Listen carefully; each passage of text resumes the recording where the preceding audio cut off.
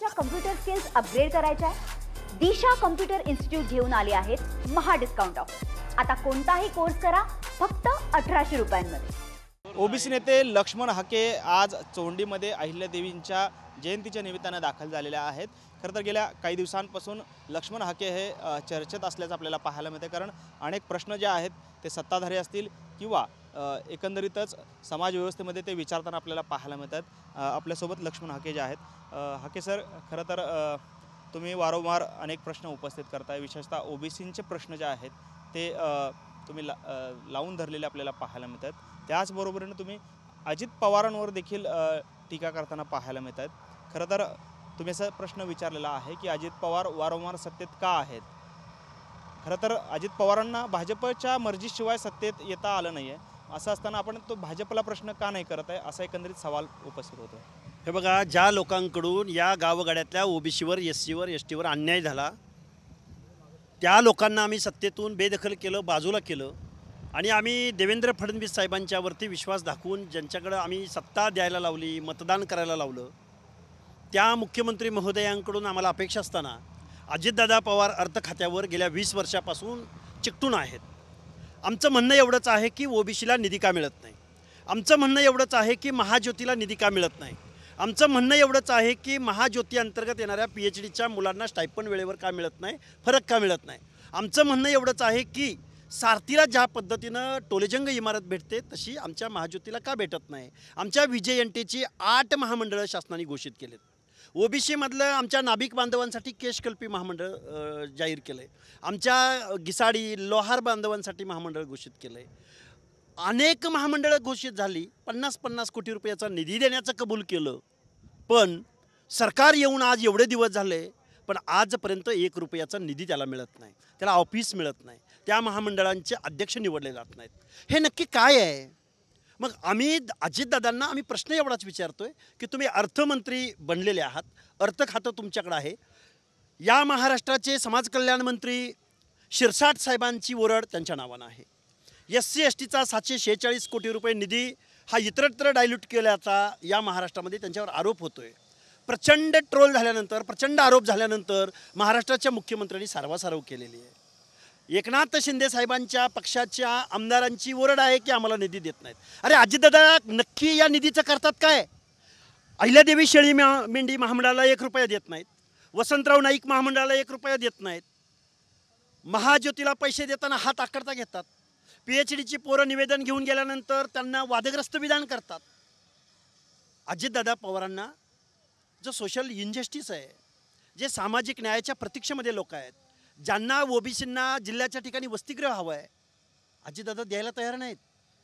मी वारंवार सांगत आलो आहे, अजितदादाच्या कारखान्याचा जेवढा फायदा आहे, जेवढा पैसा त्यांना मिळतो, तेवढा आमच्या ओबीसीच्या सामाजिक न्यायाच्या योजनासाठी तुम्ही पैसा देत नाही। दुसरीकडे भाजपचेच जे नेते आहेत ते असं सातत्यानं म्हणतात की अजितदादांनी यापूर्वीच खरं तर सत्तेत यायला पाहिजे होतं, त्यांनी यायला उशीर केला। मग यावरून आपण भाजपला का नाही प्रश्न विचारत, असा देखील प्रश्न या निमित्ताने उपस्थित होतोय। कारण आपण अजित पवारांना प्रश्न उपस्थित करताय, मात्र भाजपला विचारत नाही, असं देखील एक चर्चा आहे। हे बघा, भारतीय जनता पार्टी, परत राष्ट्रीय स्वयंसेवक संघ, या लोकांना माझी हात जोडून कळकळीची विनंती आहे, तुम्ही आर्थिक नियोजन करा। तुम्हाला शेतीची नियोजन, आर्थिक नियोजन काय अजितदादाकडे असं काय अर्थशास्त्राचं नॉलेज आहे आणि असं काय महाराष्ट्राच्या गावगाड्याचा अभ्यास आहे? अरे अजितदादाला फक्त कारखाने कळतात, अजितदादाला फक्त आपल्या चेल्या चपाट्याच्या लोकांना, सुतगिरण्यांना पैसे देणं, त्यांना निवडून आणणं। अरे ह्याच्याशिवाय अजितदादाचा काय अजेंडा आहे? कोण आहे अजितदादा? काय अजितदादांना तुम्ही अर्थ खातं दिलंय? अरे तुम्ही आर्थिक नियोजनं भरपूर केली, अरे पण सोशल जस्टिसचं काय? आम्ही काय मागतोय? जिल्ह्याला वसतिगृह मागतोय, आम्ही काय मागतोय? रोस्टर प्रॉपर पद्धतीनं पाळा म्हणून आम्ही मागणी करतोय। आम्ही काय मागतोय? आमच्या पोरांना नोकऱ्या मागतोय। आम्ही काय मागतोय? अहिल्यादेवी शेळी मेंढी महामंडळाला 5-10 कोटीचा निधी द्या। आम्ही काय मागतोय? वसंतराव नाईक महामंडळाला पैसे मागतोय। अजितदादांच्या खात्याचे, अजितदादांनी बघा आमदार, वरिष्ठ सभागृहातली माणसं माझ्यावर सोडली। आम्ही काय प्रश्न उपस्थित केला होता, साधा सरळ प्रश्न होता की आमच्या बजेटचं झालं काय? अरे ही माणसं माझ्यावर पर्सनल बोलायला लागली। अमोल मिटकरी नावाचा बाजारू विचारवंत, तो पर्सनल बोलतोय। अरे मी काय प्रश्न उपस्थित केले? जाऊ दे, लक्ष्मण हाके काय आहे, एक सामान्य नागरिक आहे, नाही त्याच्या मागं कोण माणसं असं समज, पण आम्ही जे प्रश्न उपस्थित केलेत त्या प्रश्नाचं उत्तर अजितदादा पवारनी आणि अमोल मिटकरींनी आम्हाला द्यावीत. आम्ही आमने सामने या तुमच्या TV 9च्या माध्यमातून मी अजितदादा पवार आणि अमोल मिटकरी यांना आव्हान करतो की ओबीसीच्या प्रश्नावर तुम्ही काय काय आमची वाट लावलेली आहे. अजितदादा पवार 20 वर्षापासून अर्थ खात्याचे मंत्री आहेत. आमचं म्हणणं एकच आहे, भाजपला आणि देवेंद्रजी फडणवीसांना तुमच्या सत्तेचा महामार्ग आमच्या ओबीसींच्या वाड्या वस्त्या तांड्यावरनं गेला आहे, पण तुम्ही आम्हाला निधी देत नाही. दुसरीकडे असं आहे की तुम्ही जे म्हणताय की निधी वळवला गेला आहे, फडणवीसांनी तुम्ही हात जोडून विनंती देखील केली, मात्र तेच फडणवीस असं म्हणतायत की हे बिनबिडाचे आरोप आहेत आणि अर्थशास्त्राचं ज्ञान नसलेलं हे विधान आहे, अशा पद्धतीचं त्यांनी विधान 2 दिवसांपूर्वी केलेलं आहे फडणवीसांनी. मी खूप देवेंद्र फडणवीस साहेबांचा रिस्पेक्ट करणारा, आदर करणारा माणूस आहे आणि आम्हाला ज्या अपेक्षा आहेत त्या देवेंद्र फडणवीसांकडून आहेत. पण आत्ताचं बजेट झालं तुमचं 4.5 लाख कोटीचं, किती टक्के बजेट तुम्ही ओबीसींना या गावगाड्यातल्या अर्ध्या लोकसंख्येला दिलंय याचा आकडा तुम्ही जाहीर करावा. मी अजितदादावर केलेले सगळे आरोप माघार घ्यायला तयार आहे. किती टक्के लोकसंख्या या महाराष्ट्रामध्ये ओबीसी विजयंतीची 50%हून जास्त असताना तुम्ही 1% बजेटरी तरतूद करता. 1%. लाज वाटते अशा अर्थमंत्र्याची. पुढे येऊन सांगावं, मुख्यमंत्री महोदयांनी सांगावं, अजितदादा पवारने येऊन सांगावं की तुम्ही 1%पेक्षा जास्त ओबीसीला निधी दिलाय म्हणून. याला मुख्यमंत्री जबाबदार नाही आहेत का? मी किती वेळ झालं मुख्यमंत्री महोदयांकडून 10 वेळा नाव घेतलं ना आता की मुख्यमंत्री महोदय तुमच्याकडून अपेक्षा आहेत, या माणसाचं अर्थ खातं काढा, खांदपालट करा, दुसरं कोणाला तरी द्या, यांना द्या सहकार खात्याचं, काय कारखान्यांना निधी वाटायचं वाटू द्या. अरे पण आमच्या सामाजिक नाही, आमच्या स्कॉलरशिप अडवतोय तुम्ही. अरे आमच्या PhDच्या पोरांना तुम्ही स्टायपंड देत नाही. बोलायचं नाही आम्ही. आणि तो मिटकरी म्हणतो ह्याला किती मतं पडली आणि त्याला किती मतं पडली. अरे तुला किती मतं पडली, तू कुठनं निवडून गेला? तुला पण असा खोप्ट करून जात घेतलाय. अरे तुला चांगलं बोलायला घेतलंय, तू वैयक्तिक शिव्या देतो. आमदाराला शोभते का ही भाषा? त्यामुळं आमच्या नादाला, आमच्या वाट्याला जायचं नाही. अजितदादा पवार 20 वर्षापासून अर्थ खात्याला का चिकटून बसलेत याचं उत्तर आम्हाला राज्यकर्त्या लोकांकडून हवं आहे. खरं तर तुम्ही दुसरीकडे असा एक दावा केलेला होता की ओबीसीने जे आहे ते भाजपच्या पाठीशी उभे राहिले आणि म्हणूनच राज्यात सत्ता आली, याचा दावा तुम्ही वारंवार केलेला आहे. पण मग असा देखील प्रश्न उपस्थित होतोय की खडसे असतील, भुजबळ असतील किंवा पंकजा मुंडे असतील, यांच्या मंत्रिपदाचा वनवास जो आहे किंवा ते आज मंत्रिपदासाठी जे वनवास भोगतायत ते कुणामुळे भोगतायत, या संदर्भातलं काय आपण स्पष्टीकरण देऊ शकतो? आम्ही एवढंच सांगेन, आदरणीय पंकजाताई असतील, नाथाभाऊ असतील, छगनरावजी भुजबळ असतील, त्यांना तुम्ही प्रतिनिधित्व दिलंय म्हणजे आमच्यावर काही उपकार नाही केलेले. तुम्ही त्यांना मंत्रिपद दिलंय, आम्ही स्वागतच केलंय ना. आम्ही तुमचं अभिनंदनच केलंय. पण तुम्ही आम्हाला निधी का देत नाही? मंत्रिपद दिली म्हणजे निधी द्यायचा नाही असा काय अर्थ आहे का?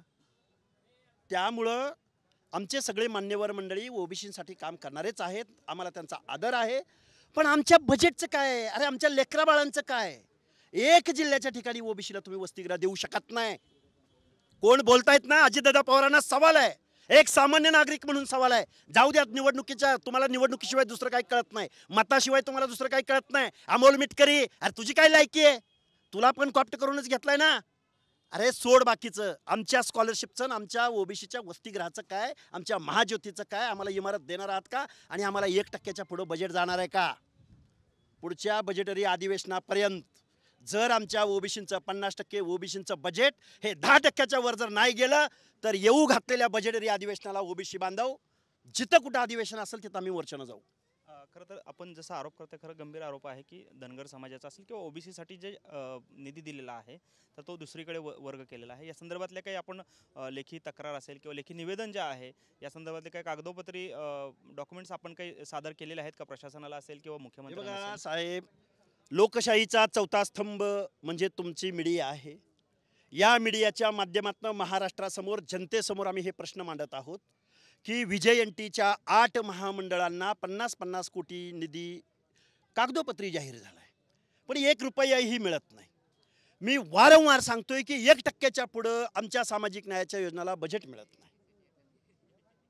सांगा म्हणा मुख्यमंत्र्यांनी पुढे येऊन. आमची काय मागणी आहे? आम्ही अजितदादा कारखाना मागितला का?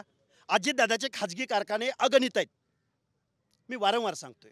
आणि त्याचं बजेट किती मोठं आहे. आणि आमच्या 60% लोकांच्या अरे काय आश्रमशाळा आहेत आमच्या, फक्त आमच्या काय आहेत पोरांच्या स्कॉलर देत नाही राव तुम्ही. मग कारखानदाराच्या मांडी लावून बसल्यानंतर जे नेहमी सत्तेत बसले, नेहमी कधीही यांनी शोषितांची, वंचितांची, पीडितांची, शेतकऱ्यांची, ओबीसींची कुणाचीही लढाई लढली नाही, ज्यांना सोशल जस्टिस माहीत नाही, सामाजिक न्याय कशाबरोबर खातात हे माहीत नाही, त्या माणसांना तुम्ही अर्थ खातं देता? हे सवाल आहेत. काय कारण असावं की अजित पवारांकडे हे खातं दिलं गेलं? अजितदादा पवारांना कारखान्यांशिवाय खाजगी कारखाने, आता कोऑपरेटिव्ह पण त्यांनी मोडीत काढलेले आहेत, कारखान्यांशिवाय आणि पैशाशिवाय दुसरं काही माहिती नाही. मी माझा सरळ आरोप आहे, माहिती असेल तर मग ते का असं वागतात, मग ते जातीवादी आहेत. अरे आर्थिक नियोजन झाली पाहिजेत.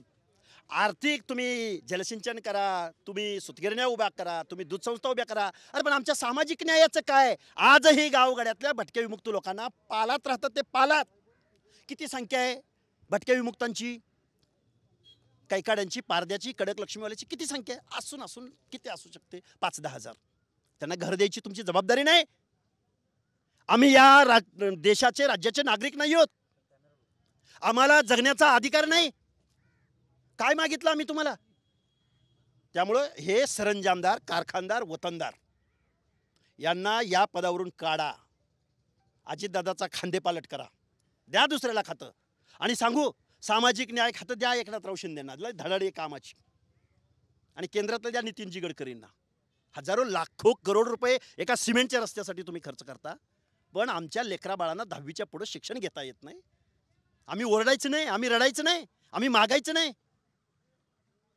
तुम्ही असं म्हणताय दुसरीकडे 20 लाख घरं जे आहेत त्या ठिकाणी मंजूर केलेले आहेत पंतप्रधानांनी, असं मुख्यमंत्री सांगता आहेत.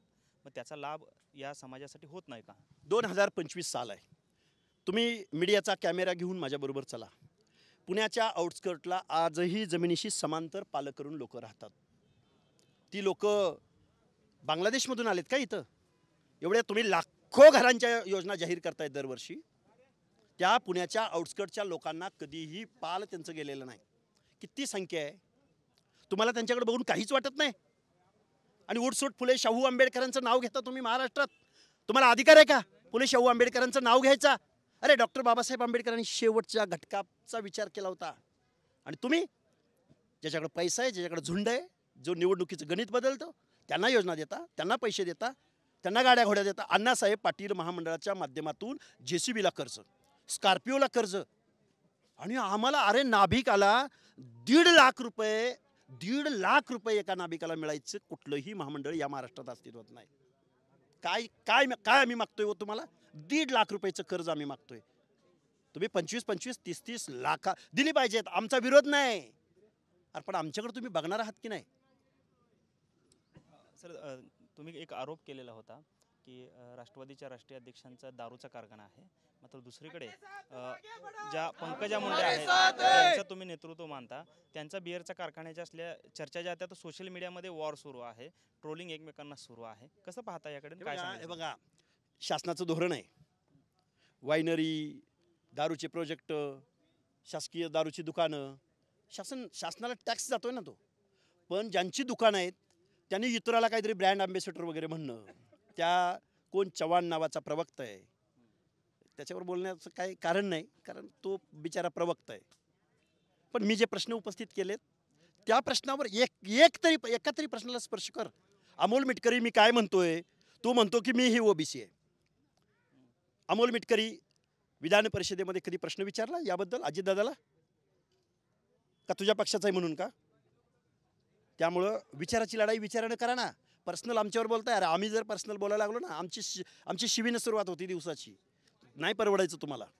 त्यावरूनच अमोल मिटकरींनी ज्या पद्धतीने प्रश्न उपस्थित केले की तुम्ही जी गाडी घेतली ती स्वतः घेतली आहे आणि लोक वर्गणीतनं घेतल्याचं सांगताय, मग या संदर्भातले काही पुरावे तुम्ही अमोल मिटकरींना देऊ शकता का? पुरावे काय? गाडीचा नंबर आहे, गाडीवर कुठल्या बँकेचं लोन आहे, किती डाऊन पेमेंट केलं आहे, कितीचा हप्ता आहे, कुठलं पासिंग आहे, हे दिसणार आहे ना. आणि गाडी घेतली म्हणजे काय मी काय असे झाकून कुठं काय असे लपवून बिपवून आणली का? वाजत गाजत भंडाऱ्याच्या उधळणीत गाडी. अरे तुमच्या या महाराष्ट्रात हजारो स्कॉर्पिओ असतील.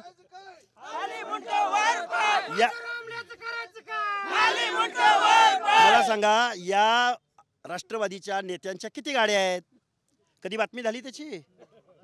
अरे एका ओबीसीच्या पोरानं एक स्कॉर्पिओ घेतली आणि ती घेतली वाजत गाजत जरा थोडी घेतली. एवढा त्रास अमोल मिटकरी तुला घासलेट चोर म्हणलं जातं. अमोल मिटकरीला महिलांनी मारलेलं आहे. महिलांनी आम्हाला बोलायला लावू नको म्हणावं. तुला